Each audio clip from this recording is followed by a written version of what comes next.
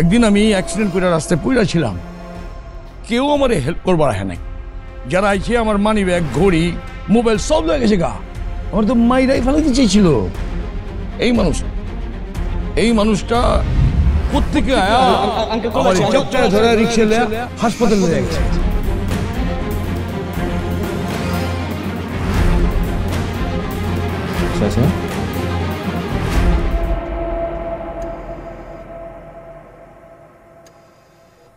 আপনি ঠিক আছেন?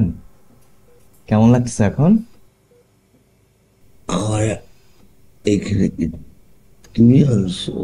শুধু আনিই নাই, গত 2 দিন উনিই আপনার সাথে ছিল, আপনার সেবা যত্ন করছে।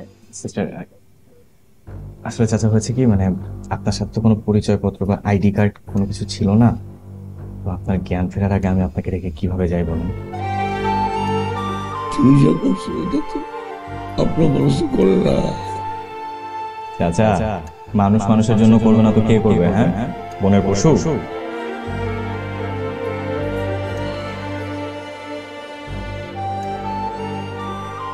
আপনি সুস্থ হয়ে যাবেন, কোনো চিন্তা করবেন না। সে শুধু আমার হাসপাতালে ভর্তি করে নাই, হসপিটালের খরচও সে দিচ্ছে, তাই না?